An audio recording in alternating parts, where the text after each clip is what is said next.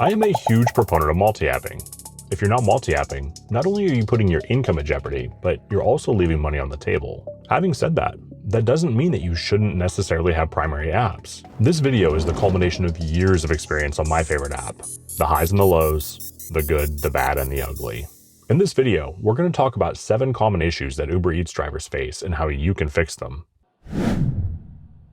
What's going on, everybody? I'm Zach Drives Fast for the RideShare Guy, and in this video, we're going to talk about 7 common issues that Uber Eats drivers face and how we can use them to our advantage.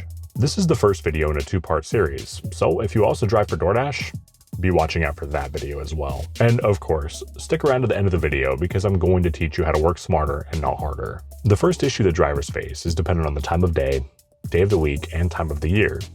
We're talking, of course, about not getting any orders. Now, this is not a summer slowdown video. You're inevitably going to see 40 to 50 of those in the next couple of months. Now, I've covered the subject of not getting any orders in much greater detail in previous videos, so this will be a high-level overview. The fact of the matter is, you not getting any orders generally boils down to 3 common scenarios. Number 1, there just aren't many orders to begin with. Number 2, your market's oversaturated. And number 3, a combination of both. Of course, there are other factors that could contribute to you not getting any orders, such as being way too far away from any restaurants. But this video is going to focus on the more common issues. Let's start with there just not being any orders. I'm sure we've all sat in the parking lot for well over an hour without our phone going off once. It happens, and it is definitely one of the less desirable aspects of our work. Unfortunately, we can't just snap our fingers and have 50 customers all order at the same time. This is one of the many reasons that you should have as many apps as you can on your phone that you can get activated on. I personally hate shop and deliver orders, but you know what I hate worse than that? Being broke. It's been my experience that shop and deliver orders will typically come through at less busy times of the day. So think about adding those to your arsenal of tools. Think Instacart, Shipt, or Spark. Personally, I don't care if I make $500 using 7 different apps. Don't fall victim to your own comfort level. The money's going to spend the same no matter what.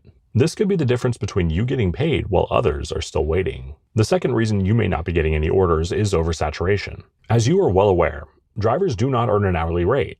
We don't get any kind of employee benefits or reimbursements. So it's in the gig app's best interest to oversaturate as many markets as possible. That way the orders get delivered quickly. After all, we don't cost them anything. This is one of those scenarios where, depending on your market, you could turn a problem into a win. Despite what any app or YouTuber would have you believe, the single most important thing that determines who gets the order first is proximity. On top of hearing executives discuss this, it's just common sense. These companies are not going to slow one of their customers' orders down by 10 minutes because a driver 5 miles south of you has a 5% higher acceptance rate than you do. It just doesn't make sense, and it definitely doesn't work that way. I want you to think about your market for a moment. What part of your city do you get a large number of orders from? Now I want you to ask yourself, where is there a large cluster of restaurants in your market that are also on the apps? Pick the spot where less drivers wait. In my market, the mall is a very common place that drivers wait for orders. Sure, there may be approximately 20 restaurants within a mile of there, but there's also 20 to 30 drivers waiting in the exact same spot for the same orders. Instead, I wait a few miles away in an area with fewer restaurants and therefore far fewer drivers. On top of that, the area that I wait has more upscale restaurants that frequently result in bigger tips. Think about the math for a moment. 20 restaurants with 20 drivers versus 8 restaurants with maybe 2 or 3 drivers. Who's more likely to get an order first? The exception to this rule is if a restaurant's running a promotion like fee-free delivery or buy one get one free. I've talked about this in the past as well, so again, high-level overview. Use the customer app to see who's running promotions. If a popular restaurant in your market is running one of those promotions, your best bet is to likely go park right in front of that restaurant. When all else fails, I have a secret weapon. I drive one town north. Bellingham is the main city within my market with a population of approximately 90,000. One town north of that is Ferndale with a population of 15,000. Most drivers choose to stay in Bellingham as opposed to Ferndale because there's about a 20-to-1 ratio of restaurants here versus there. In fact, you'll start seeing orders picking up in Ferndale if you get too far north in Bellingham. Now, we're not talking about declined 10 times type of orders. We're talking about they'd be good orders if you were already there. Most drivers in my market know that there aren't too many restaurants up there, so as a result, they stay here. However, think about it like this. Even though there's far fewer restaurants, if there's only 2 drivers up there, you stand a much better chance of seeing orders. Keep in mind, People in smaller towns don't get hungry less frequently than those in bigger towns. And if you are there, there's really no competition to speak of. Do you have a town in your market that has far fewer restaurants, but as a result, far fewer drivers? Let me know in the comments section below. If you can isolate a spot in your market that's similar to Ferndale and mine, oversaturation will never be a problem for you again.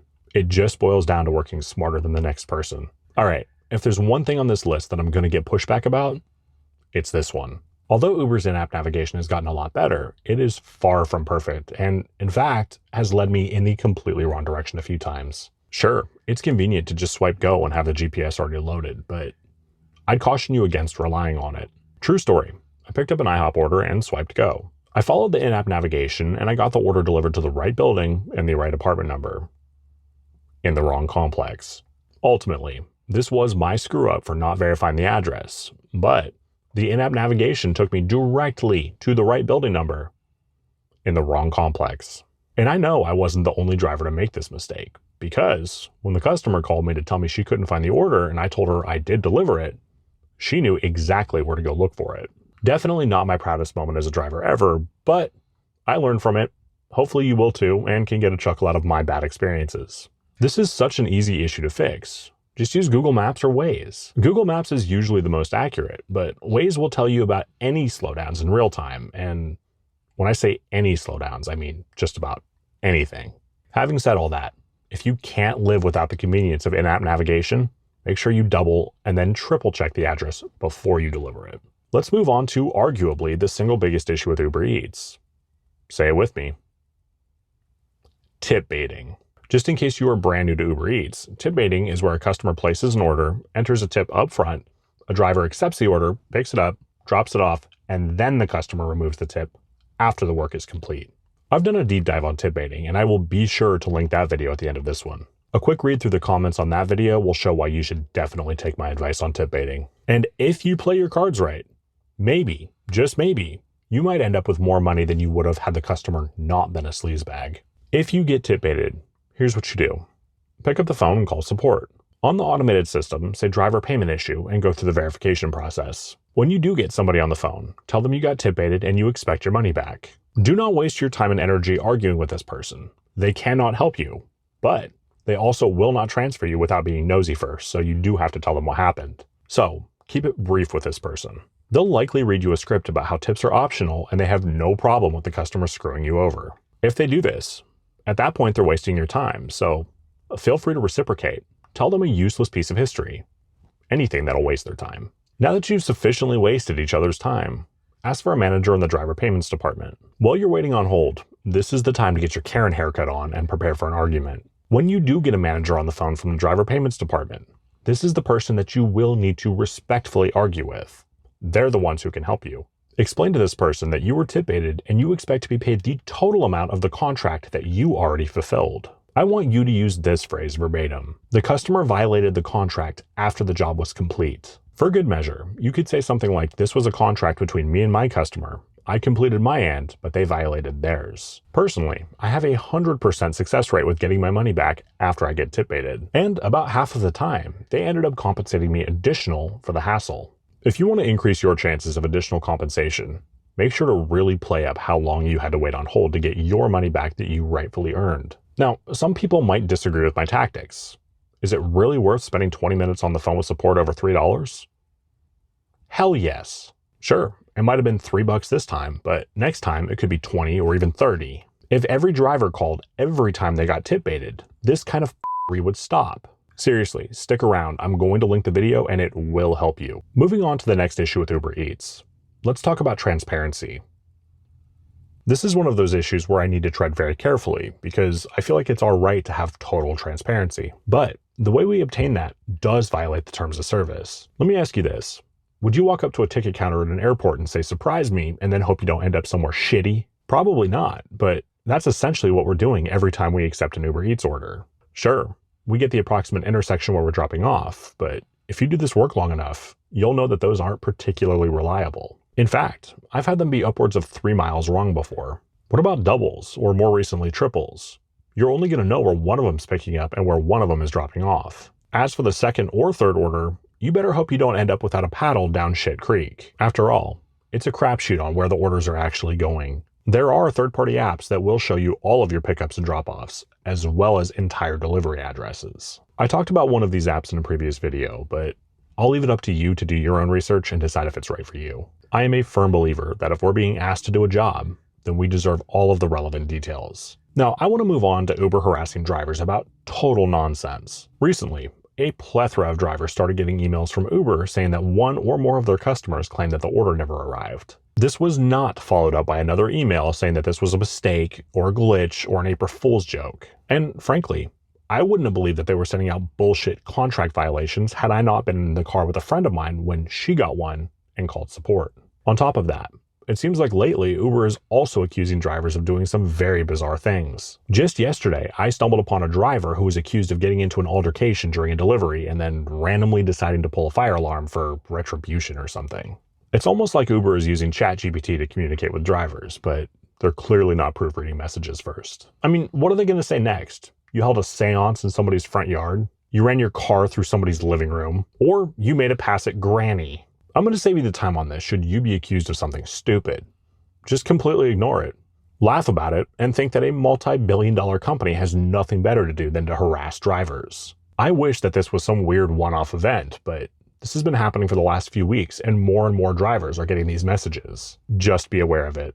Another very common and maddening issue is support trying to cancel orders that don't need to be canceled. Seriously, it seems like that's step 2 after asking a bunch of stupid questions. Now, this wouldn't be such a big deal if they didn't default to such a low payout for canceled orders. Typically, by the time that we run into this problem, we've accepted the order and driven to the restaurant, costing ourselves time. Depending on how far you've driven, $4 or whatever they're going to pay you might not be worth it. So, if an executive decision can be made, make it and avoid support. Support may opt to cancel orders for any number of reasons, including if you get an order for a restaurant that isn't quite open yet. It's not incredibly uncommon to get an order before a restaurant opens, and when that happens, it's up to you as the driver if you want to wait it out or if you want to call support and have them cancel the order. Pro tip, don't ever call support if the restaurant is out of an item or you need to replace something.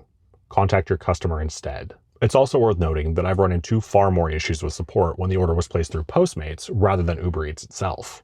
Being is that Postmates is no longer. The customer may be ordering from an old menu or not being given all of the menu options. This is not a support-worthy phone call.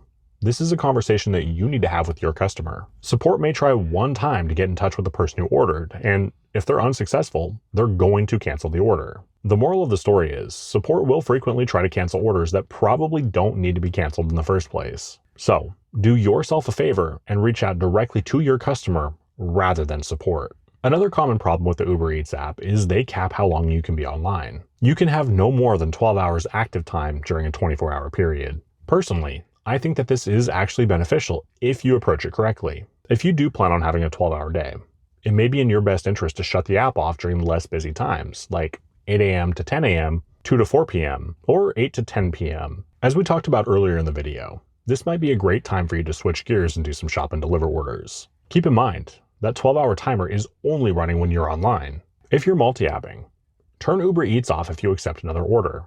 In my opinion, 12 hours is more than enough time to make some great money on Uber Eats, especially if you use your time wisely. Well, there you have it. There's 7 common problems with Uber Eats and how you as a driver deal with them. Did I forget any? If so, make sure to leave them in the comment section below. Earlier in the video, I talked about tip baiting and how to get your money back. If you want to see a detailed video on how to do this, this is the video for you.